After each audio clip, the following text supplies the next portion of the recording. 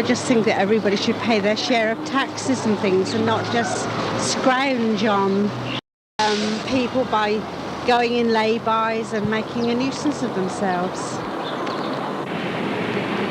Give them a nice site with amenities, and perhaps you could bring them up to our level.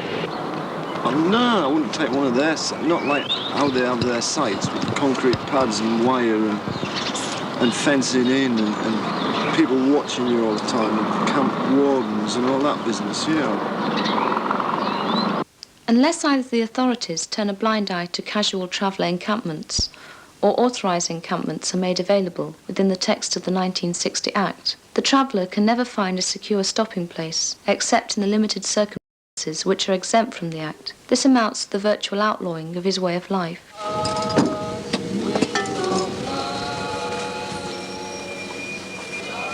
We should accommodate them. How is a different matter. I'm not sure. I don't really know much about them. Do you think that sites should be placed in areas where house-dwelling people would not normally want to live, i.e. by sewage works? I don't necessarily see why not. It's just getting a consensus within the area.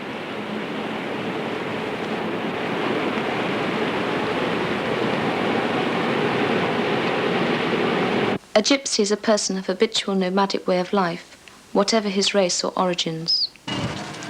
Have you ever mixed in or come across traditional travellers? Oh, yeah.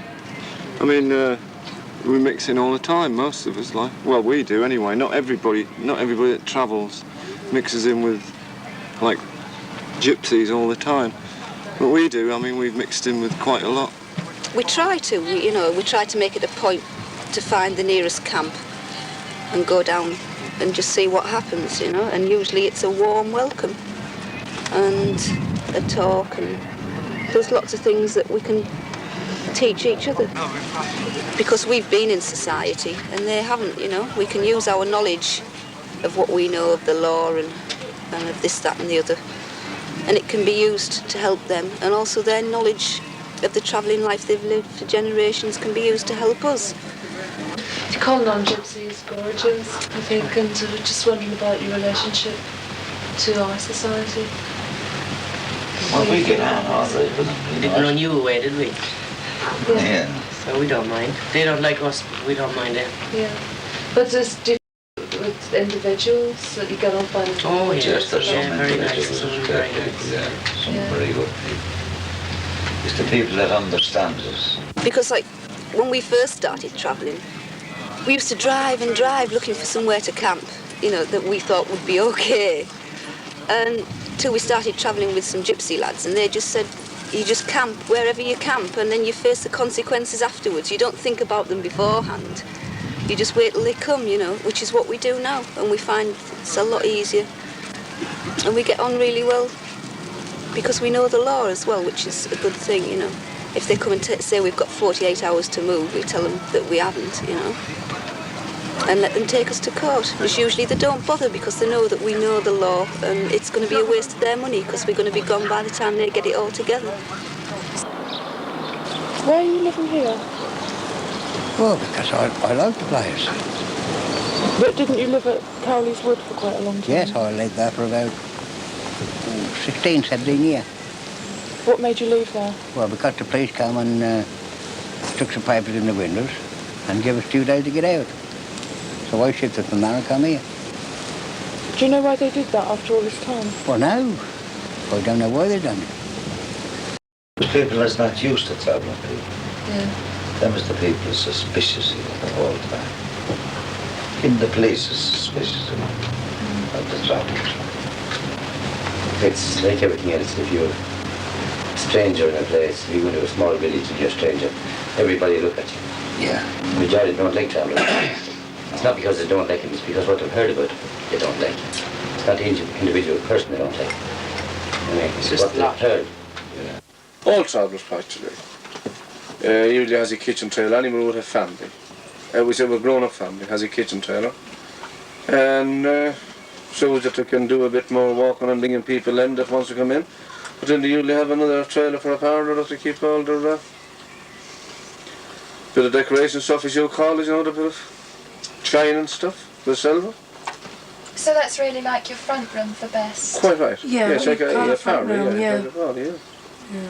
A bit of a showcase. It's just like a house, your front Any room. place that you have your living room. If you're bothering minutes out to living out, you have something there for it, you know. Well, the thing we symbolise basically is the fact that they can own their own home. They don't need thousands of pounds. For about 50 quid, they can go out and buy themselves an old banger. Pete's on about how he liked the lorry, whereas to me, what I want, because my side is the home side, the raising of a family, to me, a showman's trailer. A proper old showman's trailer, 30 to 40 foot long, with a few bedrooms, where I could just put the kids into a room, lock.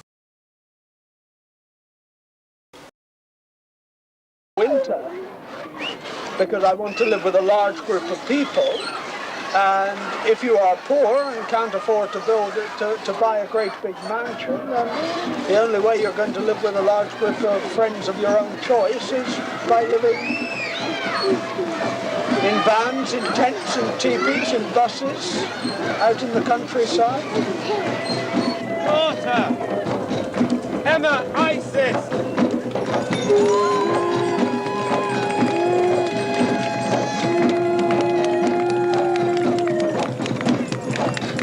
A warrior may strike beyond the street.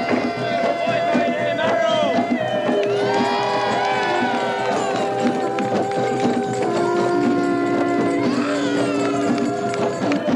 I think it's cultural identity that people really want. It's the love of knowing that they belong somewhere.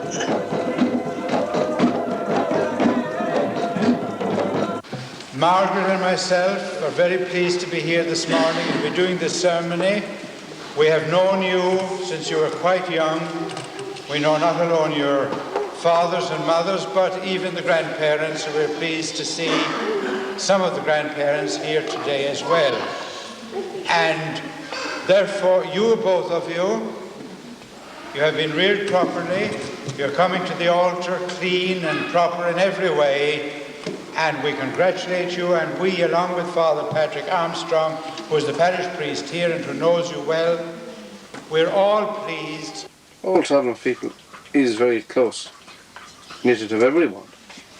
Very close to their own family, but very close knitted of all the travellers.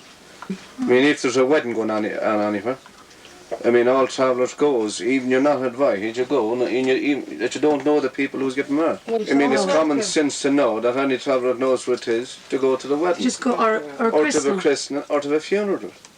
You go to show respect because they're travellers. And what sort of trade were you doing? Well, I was on that, before I would have worked there, I was bag making and scrap dealing. Yeah. And do a bit of grinding. Yeah. Well, this trade I was brought up to. I was brought up to grinding.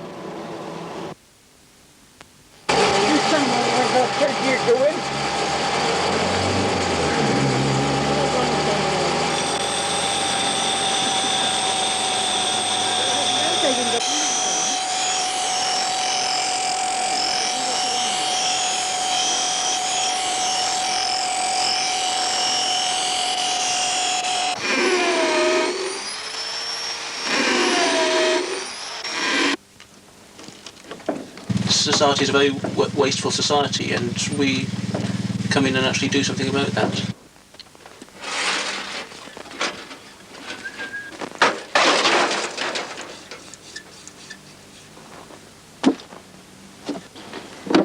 If it wasn't for the travellers, there's a hell of a lot of stuff would never ever be collected at all. And people always say there's a lot of rubbish around a gypsy camp, but they'd be surprised if they saw how much rubbish those travellers weigh in every day in the scrapyards. They provide hundreds and thousands of tons of reclaimed material for the industries of this country.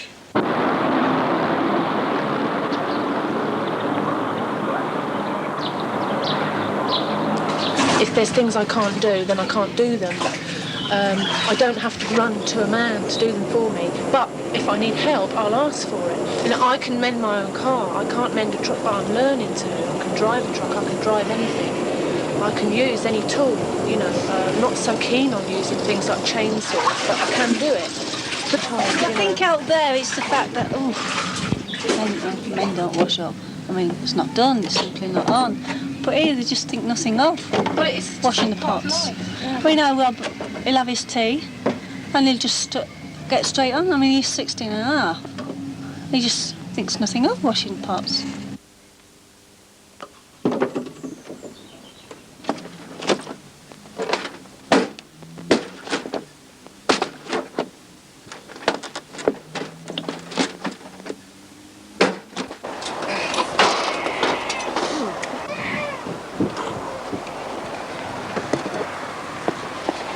Like, there's certain basic codes that we live by. Like, you don't chop down live wood, you don't leave your place rubbished up. Roaming. With our wagon on our horses, we roam around the town. People often laugh at us and our two skinny hound. We gather lots of firewood and eat where we can. We sleep by the roadsides with our dogs Tom and Sam. We sometimes meet some travellers as we roam from town to town. We exchange good fortune and chat when we can. People think we're stupid and thick in the head, but can't we make a living and keep us all well fed? She'll sell you good people some flowers or some pegs, and leave this unfortunate town and go on to the next. They say we are stupid, but just look around, for we can do the roaming when they're stuck in the town.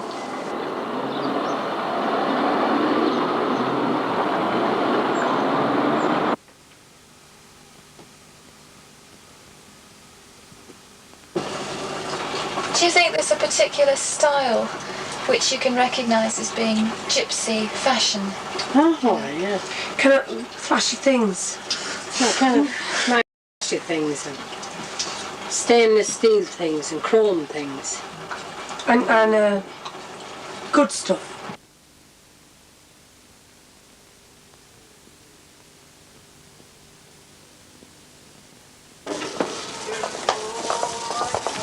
They do it too, but they're living in their little cosy houses and they're doing it to there. But they think probably their holiday places. Imagine when we go on holidays like this, when we put the travellers like that. Well, the travellers don't want to live in a place that's like holiday. They want to live in a place that's good for the children, good for themselves, and where they can park the lorries and cars. I think it happens. Where we have no choice in this, have we? No. I mean, they'll just build us a site and we have to move on to it, and that's it. If you had a big garden enough, you could make your own place for your own children to play. Where would you have it? Outside of a town. Not in the town. No, not in a town. In particular, near a school. But also, they should have a play area in a site for children, over in some corner where the cars wouldn't be. I gotta kill him. Get Johnson. Get Johnson. Move away. They're learning all the time. They're learning all sorts of things, you know. They're learning how to survive. Because the way things are going, it doesn't look like there's going to be much of a bloody society going, is there?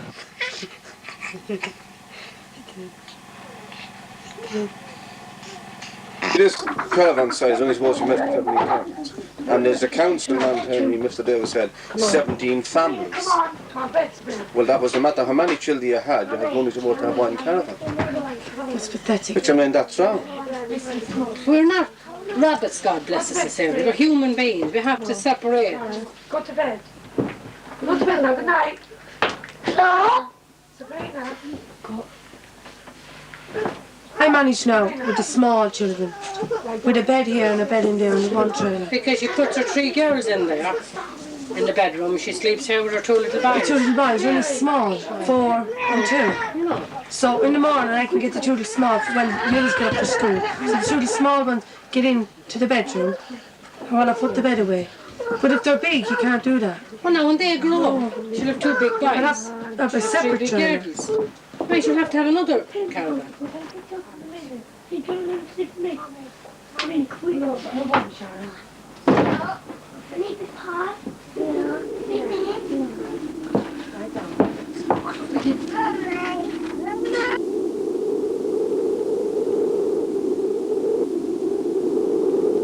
Are you prepared for the eviction? Well, I'm always prepared to move anyway because I don't like being stuck in one place longer than I want to be. I don't know what it's going to be like when it does happen, so I'd rather move off. You know, I don't want to be towed, so it's easier for me to move off beforehand. Does it make you nervous? Yes. And all you really hear about actions are when they don't go well, when there's trouble. And that's enough to make anybody nervous.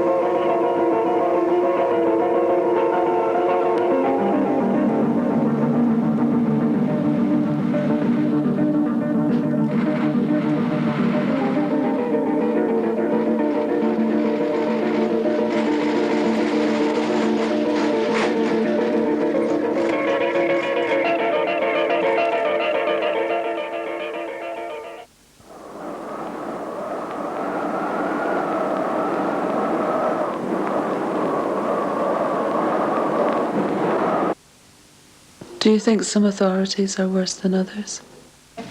Yes, I do. Mainly because the manner in which they carry out their evictions shows this. If they haven't provided sites and travellers are stopping on waste land or railway sidings or whatever, the councils in some districts carry out a really bad eviction scene. Some of the stories that we could tell you about that don't really bear repetition. What's going up there now? You can get up on the path there, though, can you? He's going You straight can't, down, not like isn't he, that. that No. one? Well, the other one under the garage. That one's going straight down that by the pub, isn't it? Yes. Going down there now. Turn around. Anyway, so you can see if you can get it. What's next? Could I ask you first how you would describe your feelings towards the bus people? I don't think I really have any feelings for or against them as a group of people, but the reason my attitude has changed over the last few months is that following harvest of last year, 1983, the people who were then living up the lanes stopped respecting my field boundaries. You have problems, I understand. That's right, yes. A lot of problems. About 5 years ago, my husband took his first heart attack. And he wasn't allowed to drive from that, you see. So our son stayed with us. So naturally he got married. He was 31, like he had to make his own life. So he got married on the 21st of April. And he went and put us in the site. We knew when we were going in, we were doing it illegally, like, because you got to ask. There was an empty plot. But we thought it was an empty plot, and we thought account of the circumstances we'd be left there. But before we take it away, he said, we'll put this caravan anywhere you want, on a lay-by or in a piece of field. So I said, you could put it on a lay-by, and I'd be moved tomorrow.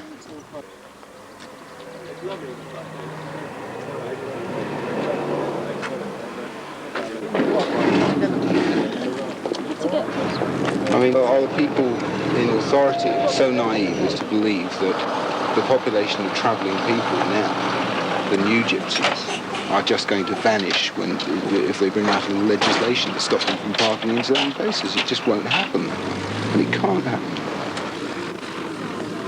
I can't think how this could have been allowed to start. This is public property and that's private property. I know, madam, but it doesn't make... Where are we supposed to go? No? Well, where did you come from? Well, we were 2 miles down there, and this morning 200 policemen turned up. Well, where do you come from originally? We don't, we just travel. Well, where have you been all this time then? Doing all this sort of thing? We've been travelling all over the country. Well, I hope you won't stay there very long anyway. Why couldn't that caravan be shifted off the pavement down there? Because we phoned the police every day this week about it. They will not shift that caravan. We could go and shift it. Like that last time we were up here.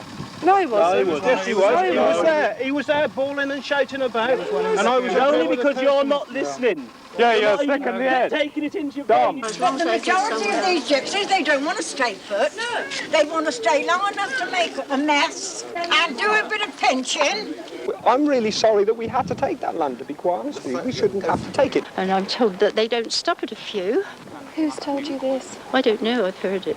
I can't answer statistically about whether there is an increase nationwide. 200 policemen came and moved everybody off Further the down the further ridgeway. down. Can't stop here. We can't stop on there either, can we? We feel like Jews going to a gas chamber, don't you understand? As far as I'm concerned, they should be a dead group.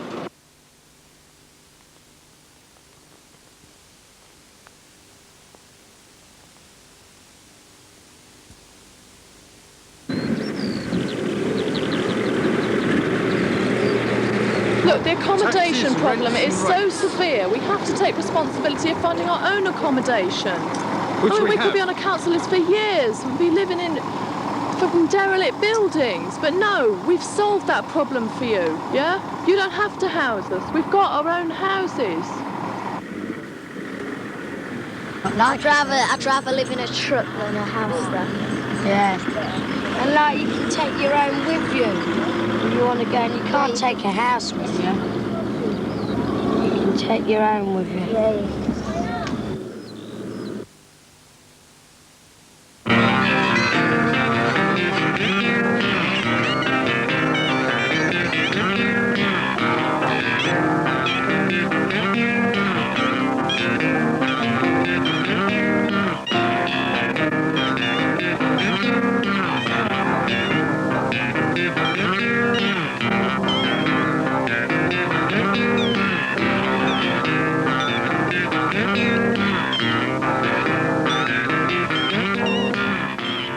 Seems like, I can live my life out of this. I can see myself as an old person sitting around here, getting me bowl of food, and I can see it going all right. Once, I think my mother asked me what I thought it'd be like being a 40-year-old living. And I said, I don't know, I'll let you know, because that's what I am. They seem very mysterious, strange, and their clothes, the way they live. In literature, they're fascinating people. They're always appearing in novels as symbols of nature and unfettered expression and all of this. But I've never met any in real life. Yeah, I like it. Wait a minute. What do you think the whole thing? You don't go around with your clothes off like that, washing at the river. No, turn it over. You never would get a gypsy woman washing her clothes like that. Not with half her clothes. Not with her. Oh yeah, I like that one though. Well, no way to go around.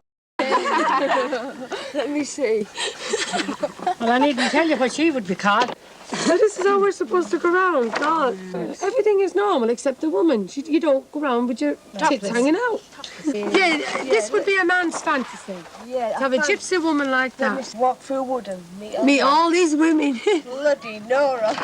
Let's say a man outside has a God. Gypsies is like that. But we're not. I think we'll just take a part from this at the end. They think that we live in another kind of a world. No, we don't. A fantasy world. Down the Parkers and the Lovebridge is quite romantic on their sites. Romantic in what way? Well, it was a true sort of Romany site when I called one evening. There was the campfire and there was things cooking and there were children everywhere and it was absolutely tidy and there was nothing wrong with it and they were just normal people just leading a slightly different life. Yes. But that can't be said of some of the other sites I've visited. The design site guide produced by the Department of the Environment categorically says there should be 3 kinds of site provided. Emergency stopping places, transit sites for short stay travellers who like to be on the move, and permanent residential ones. And I feel that if those 3 kinds of sites were provided, it would be enough to suit different kinds of travellers. Yes, it sounds very nice, but you start providing I mean, one of the habitual resting places of gypsies is in the Chilterns. Now, to the public, the Chilterns is an area of great outstanding natural beauty, and under no circumstances would you get planning permission to site a caravan or build a cottage or do anything else in that area, and the general public becomes very resentful when a batch of travellers descends on it and then desecrates the whole countryside with their activities. The traditional gypsy site that local authority provides is a large site for anything up to 20 or even 30 caravans. And one of the problems there is that you do get different gypsy families go on the site that perhaps don't get on together, and that does cause antisocial behaviour that reflects on the adjoining areas. Now, what we decided to do in South Oxfordshire, because we knew we were primarily aiming to help two separate families, was to provide what we're calling small family sites for up to no more than 3 or 5 caravans, which we'd hope one particular family would settle on for as long as they wished to. Well, I'm an environmental health officer from the local council. I recognise that there is a problem and there must somewhere be an answer. But 3 quite distinct needs, and those needs are clearly not being met. Quite forward-looking. The main problem we've found with that is that it means instead of looking for one site in a particular area, it means we may need to find 2 or 3. And unfortunately, and we do say unfortunately, the local people don't seem to distinguish between a large site and a small site. All we're paying it for now is a piece of concrete. Yeah, where's the money? Well, let them come and ask our opinion, like you're doing here now. Let them come and ask our opinion and ask how we want our site built.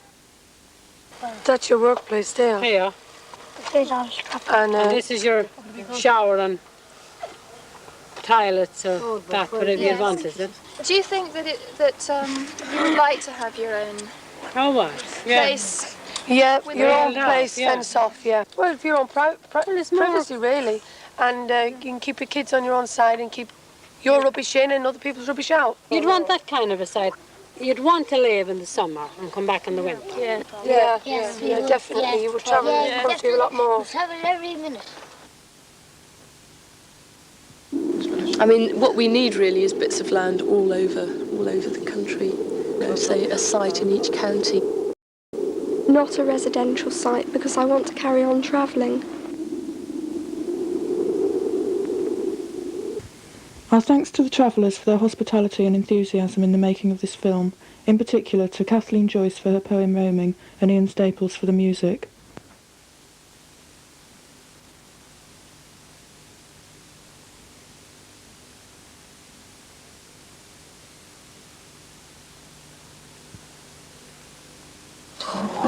But I mean, instead of a battle, there should just be lots more tolerance, I think.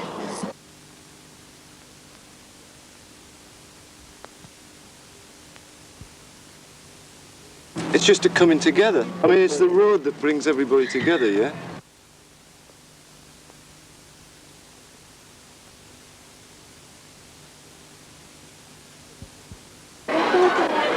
What I do think about it is that for 30 days of the year, you wonder why ever you live like this, and all the rest of the time, you wonder why you didn't live like it all your life.